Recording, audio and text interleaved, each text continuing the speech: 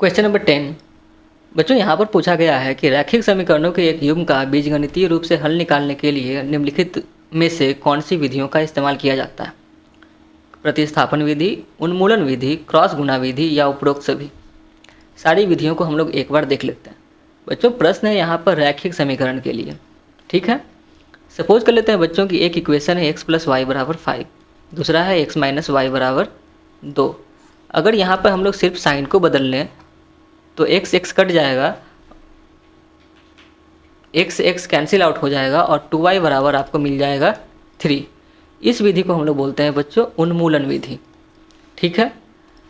Suppose कर लीजिए बच्चों की यही इक्वेशन है, सो आप लोग फर्स्ट इक्वेशन से क्या लिख सकते हैं, x = 5 - y। अब इस x को आप यहाँ पर रख सकते हैं, 5 - y = 2।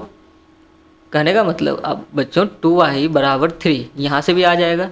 इस विधि को हम लोग बोलते हैं प्रतिस्थापन विधि, है ना। देखिए यहाँ पर x के मान को हम लोग क्या किए हैं, प्रतिस्थापित किए हैं। और तीसरी विधि है बच्चों क्रॉस गुणा विधि। क्रॉस गुणा विधि में हम लोग लिखते हैं x = b1c2 - b2c1 = y बटे c1a2 - c2a1 = 1 बटे a1b2 - a2b1। तो हमारा जो आंसर यहाँ पर हो जाएगा वो क्या हो जाएगा, उपरोक्त में से सारी विधियों का हम लोग उपयोग करके रैखिक समीकरणों का मान निकाल लेते हैं। जो नेक्स्ट सवाल है बच्चों वो इस तरीके से है कि यहाँ पर आपको इक्वेशन दिया हुआ है x² + px + 8 = 0। और यहाँ पर ये भी बोला गया है कि m और n इसके क्या हैं, मूल हैं। और मूलों के बीच में एक संबंध भी दिया गया है m - n = 2। तो बच्चों अगर यहाँ से हम लोग ये बोलें कि ये जो हमारा यहाँ पर x² + px + 8 जो समीकरण है, यहाँ पर जो मूलों का जो योगफल होगा वो क्या हो जाएगा, -p हो जाएगा, -b/a से, ठीक है। और जो मूलों का जो गुणनफल होगा वो कितना होगा, तो आप बोलेंगे c/a से 8 हो जाएगा। अब बच्चों जो मूल दिए हैं आपको वो क्या दिए हुए हैं, m और n। तो यहाँ अल्फ़ा और बीटा की जगह हम लोग m और n लिखते तो ज़्यादा सही होता, और यहाँ m × n लिखते तो ज़्यादा सही होता। सो ये हमारा बच्चों 2 इक्वेशन आ गया, ठीक है। अब बच्चों यहाँ से आपको दिए हुए हैं कि m - n = 2। सो आप ये लिख सकते हैं कि m = 2 + n, ये लिखा जा सकता है। इसको हम लोग इसमें पुट कर लेते हैं, डाल सकते हैं, ठीक है। तो क्या मिल जाएगा, 8 = m × n, ये दिए हुए था। तो हम लोग यहाँ से m का मान कितना निकाले हैं, 2 + n, और यहाँ पर n है ही n, तो ये हो जाएगा बच्चों 2n + n², विच मीन्स बच्चों n² + 2n - 8 = 0। तो यहाँ से अगर इसे हम सॉल्व करें तो n² + 4n - 2n - 8 = 0 हो जाएगा। n यहाँ से कॉमन ले लेंगे तो n + 4 - 2n + 4 = 0। सो n का मान बच्चों या तो 2 आएगा नहीं तो -4 आएगा, है ना।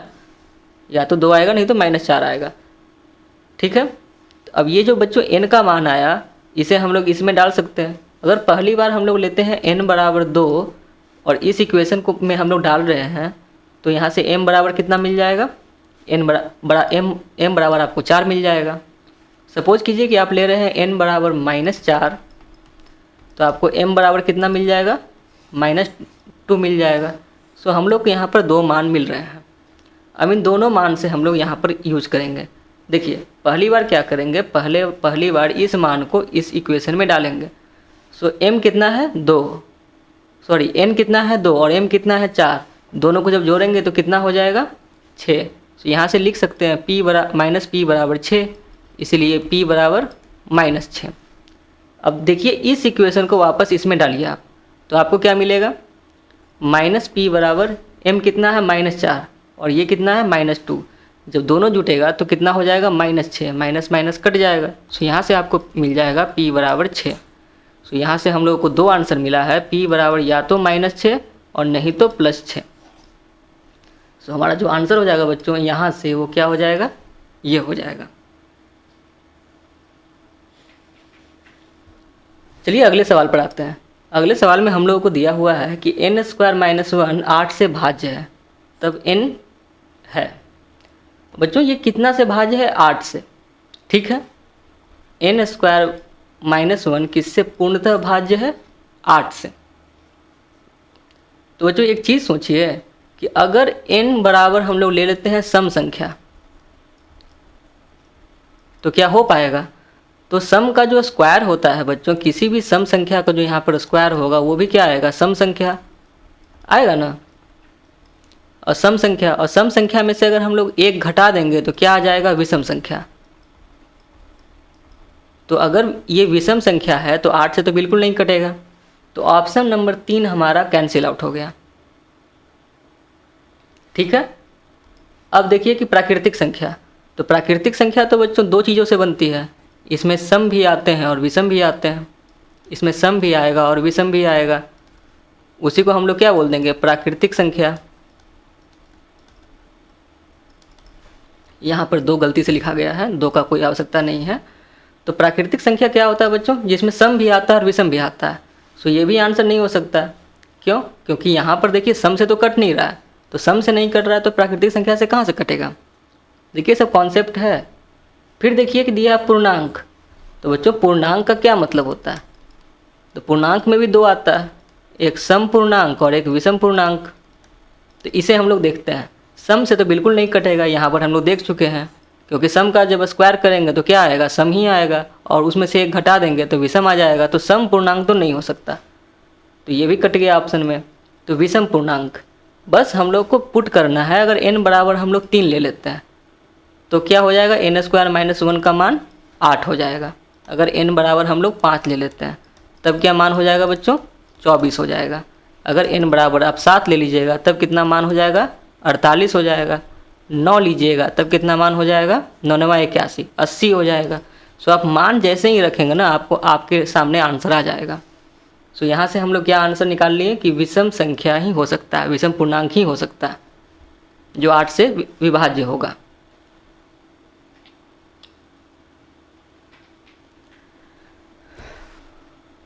बच्चों नेक्स्ट क्वेश्चन है कि अंडर रूट यहाँ पर पावर n है, a/b का परिमेय गुणनखंड क्या है? परिमेय गुणनखंड कहने का मतलब ये है बच्चों कि इसमें हम किसी भी एक से मल्टीप्लाई करेंगे ना तो ये a/b हो जाएगा। सवाल हम लोगों को यही दिया हुआ है, इसे हम लोग सॉल्व करेंगे। तो ये बच्चों असल में दिया हुआ है कि a/b पर पावर है 1/n और ये गुना x है, यही आपको a/b है, यही आपको क्वेश्चन में दिया हुआ है। अब आपको कॉन्सेप्ट ये है यहाँ पर a to the power m बटे a to the power n, इसको हम लोग लिखते हैं भागा है तो a to the power m minus n। ये यहाँ पर हम लोग क्या है? एक कॉन्सेप्ट है, इसी का हम लोग उपयोग करेंगे। अब देखिए यहाँ पर हम लोग किस तरीके से करते हैं। सो इसे हम लोग लिख सकते हैं बच्चों क्या? a to the power 1/n, और इसे क्या लिख सकते हैं? b to the power 1/n और गुना x बराबर क्या? a/b। अब इसे हम लोग यहाँ लेके चले जाते हैं, इसे हम लोग यहाँ लेके चले जाते हैं, ये कर सकते हैं। ठीक, तो a गुने b पावर कितना है? 1/n, यही इस पर क्या है? और b गुना a/n। ठीक है, तो अब यहाँ से देखिए इसको हम लोग लिख सकते हैं a to the power 1/n गुना b to the power b/n और बटा b, इस तरीके से लिख सकते हैं। अब देखिए इसी चीज़ पर आप मिलाइए, यहाँ से ध्यान दीजिए एक पर कितना है? a पर 1 है, तो ये लिखा जा सकता है a to the power 1 minus 1/n गुना b to the power 1/n minus 1। ठीक है, अब इसे हम लोग यहाँ पे सॉल्व करते हैं। सो a पर कितना हो जाएगा? n माइनस 1/n और b पर कितना हो जाएगा बच्चों? 1 माइनस n/n। अब इससे हम क्या करेंगे? देखिए 1 माइनस n है तो इसे हम लोग इस तरीके से लिख देंगे बटे n, और बटे इसे हम लोग b को नीचे लेके जाएंगे और इसे कर लेंगे n माइनस 1। अब बटे एन। क्यों, मैं इसको बता रहा हूँ। तो यहाँ से देखिए 1/n दोनों पर कॉमन है, तो यहाँ से हम लोग लिख सकते हैं कि a और बटा b, और दोनों पर पावर क्या है, n-1 n-1, और ऊपर में कितना पावर है, 1/n। यही आपका यहाँ पर उत्तर दिया हुआ है, जो इस तरीके से दिया हुआ है, a⁻n-1 और b⁻n-1। इसे हम लोग इस तरीके से चेंज किए हैं कि यहाँ बच्चों ये होता है कि अगर कोई इक्वेशन दिया हुआ है, जैसे ये दिया हुआ है a⁻n-1, इसका मतलब होता है a⁻n/a। ये जो माइनस वाला पार्ट है वो भागा को दिखाता है। इसको बनाने के बच्चों हम लोग सेकंड तरीका से भी ट्राई कर सकते हैं, वो भी देख लीजिए, वो आपको ज़्यादा आसान लगेगा। यहाँ आपको दिया हुआ है बच्चों, ये दिया हुआ है, यहाँ x दिया हुआ है, और यहाँ a/b दिया हुआ था। अब क्या कीजिए ना, पावर n से इसको मल्टीप्लाई कर दीजिए, मतलब सब को पावर n दे दीजिए, तो ये हो जाएगा a/b, ये हो जाएगा x⁻n, और यहाँ आपको हो जाएगा a⁻n/b⁻n। ठीक है, तो x⁻n बराबर हम लोग लिख सकते हैं क्या, a⁻n into b by b⁻n multiplied by a। ये लिखा जाएगा बच्चों a⁻n by a multiplied by b by b⁻n। ठीक है, इसे हम लोग क्या लिख सकते हैं, अब अभी मैंने बताया कि अगर n-1 है, इसका मतलब होगा a⁻n बाई a। ठीक, तो ये वही लिखा हुआ है, तो इसका मतलब है ये a⁻n-1 है। इसे हम लोग इस तरीके से लिख सकते हैं, इसे हम लोग यहाँ से इस तरीके से लिख देंगे, गुना 1/b⁻n/b। ये वाला b को हम लोग कहाँ लेके चले आए, नीचे लेके चले आए, ये वाला ऊपर जा सकता है, तो ये भी तो उसी फॉर्मेट में लिखा हुआ है बच्चों। तो हमारा आंसर क्या हो जाएगा, a⁻n-1/b⁻n-1, और यहाँ x⁻n है। सो हम लोग क्या लिखेंगे, x बराबर √n, यहाँ चला आएगा। सो a⁻n-1 b⁻n-1, दोनों ही मेथड सेम है, लेकिन ये आपके लिए बनाने में आसान लगेगा, सो आप इसे फॉलो करेंगे।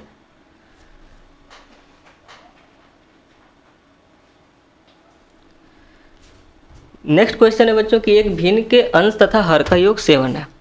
ठीक है, मान लीजिए कोई भिन्न है a/b, तो इसमें दिया हुआ है कि अंश तथा हर का जो योग है वो 7 है, और अंश का 4 गुना हर के 5 गुना से, मिटा लेते हैं, यहाँ पर थोड़ा सा दूर लिखना पड़ेगा, हर के 5 गुना से अंश का 4 गुना 8 कम है, यही दिए हुए है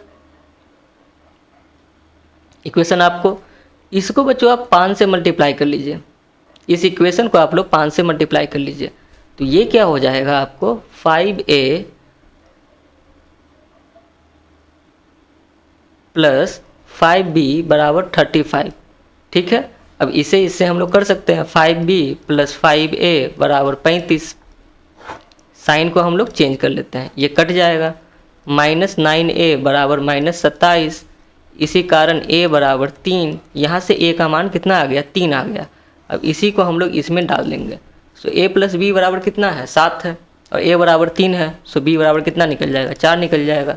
जो हमारा फ्रैक्शन होगा या भिन्न होगा वो क्या हो जाएगा, 3/4 हो जाएगा। ये भी बहुत ही अच्छा सवाल है, और ये टिपिकल सवाल है, ये हमेशा आते ही रहते हैं। देखिए x⁻x-2 बराबर 1 दिया हुआ है, सो यहाँ से आप लिख सकते हैं कि x-2 बराबर 1/x है ना, आप 1/x लिख सकते हैं। सो इसे आप ये भी तो लिख सकते हैं कि x-1/x बराबर 2। ठीक है, अब दोनों साइड स्क्वायर कर देते हैं, तो हम लोग को क्या मिल जाएगा, x² प्लस 1/x² -2 बराबर 4। सो x² प्लस 1/x² बराबर कितना हो जाएगा, 6। तो ये हमारा यहाँ से आंसर हो जाएगा।